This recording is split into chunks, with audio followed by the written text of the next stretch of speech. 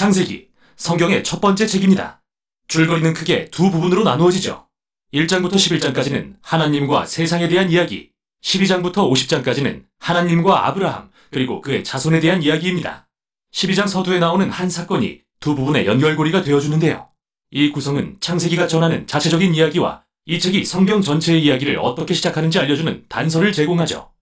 창세기는 1장 2절에 기록된 대로 하나님이 혼돈과 어둠을 다루시는 이야기로 시작되는데요. 하나님은 이로부터 질서와 아름다움과 선함을 만들어내십니다. 생명이 번성할 수 있는 세상으로 말이죠. 하나님은 인간, 히브리어로 아담이라고 불리는 존재를 창조하십니다. 인간을 자신의 형상대로 만들고 그분의 세계에서 이에 맞는 역할과 목적을 갖게 하십니다. 인간은 하나님의 성품을 세상에 반영하기 위해 지어진 존재이고 하나님을 대신해서 창조 세계를 다스릴 권한을 받았습니다.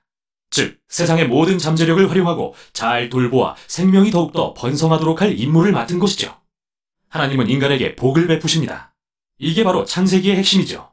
하나님은 그들에게 한 동산을 주시고 그로부터 새로운 세상을 건설해 가게 하십니다. 즉, 인간에게 세상을 어떻게 지어나갈지 선택권을 주셨다는 것이 핵심인 거죠. 선악을 알게 하는 나무가 바로 이것을 의미하는데요.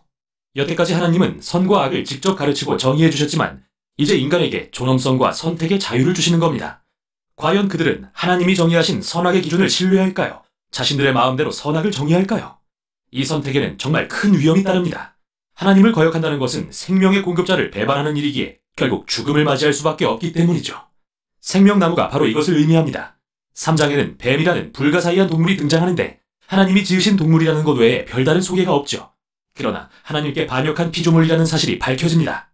뱀은 인간을 꾀어 하나님을 거역하고 결국 죽음에 이르게 하려 하고 선악을 알게 하는 나무와 선택권에 대해 하나님과 다른 이야기를 합니다. 선악을 아는 지식을 가지면 죽지 않고 오히려 삶을 얻는다. 너희도 하나님처럼 될 것이라고 속이죠. 그러나 인간은 이미 하나님을 닮은 존재이기에 비극적 역설이 아닐 수 없습니다. 하나님의 형상을 드러내도록 지어졌으니까요. 그러나 인간은 결국 스스로 주인이 되기로 결정합니다. 인간이 자기 맘대로 선악을 정의한 순간 모든 이야기가 통제불능의 상태로 빠져듭니다. 첫 번째 결과는 인간관계에 나타나는데요. 남자와 여자는 자신이 얼마나 연약한지 갑자기 깨닫게 되고 서로를 신뢰할 수조차 없어지죠. 그래서 옷을 지어 입고 서로의 나체를 숨깁니다.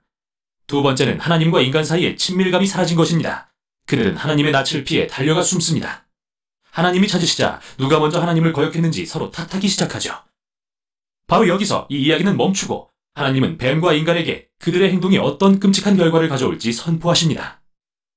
뱀에게는 지금은 승리한 것 같지만 평생 흙을 먹으며 결국 패배하게 될 것이라 하시고 어느 날 여자의 후손이 태어나 그의 머리에 치명적인 타격을 줄 것이라고 약속하십니다.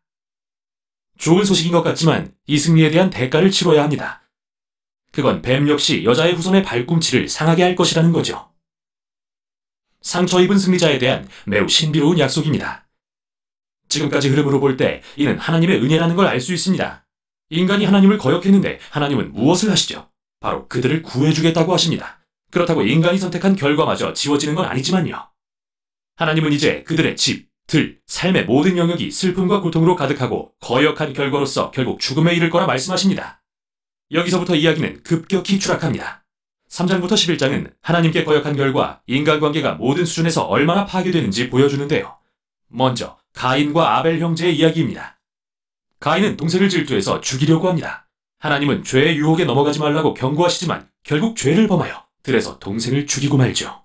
그 후 가인은 폭력과 압제가 다스리는 성읍을 건설하고 이게 라멕의 이야기에 적나라하게 드러납니다.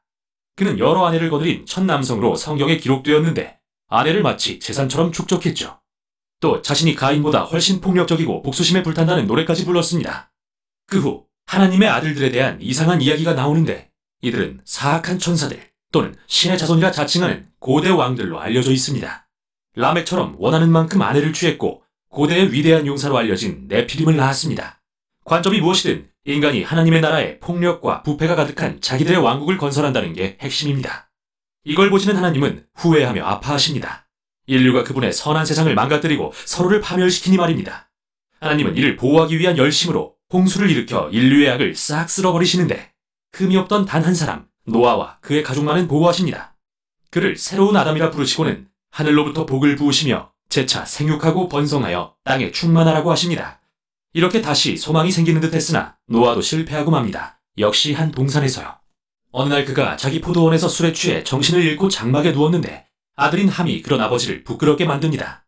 여기서 우린 새로운 아담이 벌거벗고 수치를 당하는 것을 봅니다. 첫 아담처럼요. 이야기는 또다시 추락합니다. 이 모든 게 바벨론이라는 성읍을 건설하는 일로 이어지는데요. 고대 메소포타미아 사람들은 벽돌을 만드는 새로운 기술을 이용해서 성읍과 탑을 이전의 어느 누구보다 크고 빠르게 짓게 되었습니다. 그들은 전에 없던 새 탑을 쌓고 꼭대기가 하늘에 닿게 하여 자신들의 이름을 알리려 합니다. 인간의 반역과 오만을 보여주는 장면이죠. 에덴 동산의 반역이 더 커진 것입니다. 하나님은 이들의 교만을 꺾고 온 지면에 흩어버리십니다. 지금까지 여러 이야기가 등장했는데 기본적으로 한 가지 공통점이 발견됩니다. 하나님은 인간에게 끊임없이 옳은 일을 할 기회를 주시지만 인간은 그걸 계속 망쳐버린다는 것이죠. 이 이야기들의 메시지는 우리가 선한 세상에 살지만 스스로 그것을 나쁘게 바꾸고 있다는 것과 선악을 마음대로 정의하기로 선택했다는 것입니다. 우리 모두가 세상에 깨어진 관계와 갈등, 폭력, 궁극적으로 죽음에 일조하고 있다는 말이죠. 그러나 소망은 있습니다. 하나님은 어느 날 여자의 후손, 상처 입은 승리자가 오셔서 악의 근원을 이길 거라 약속하셨습니다. 인류의 악함에도 불구하고 복을 베푸시고 세상을 구하기로 결정하신 하나님. 과연 하나님은 무엇을 하시려는 걸까요? 연결고리가 되는 다음 이야기에서 그 답이 공개됩니다. 여기까지 창세기 1장부터 11장이었습니다.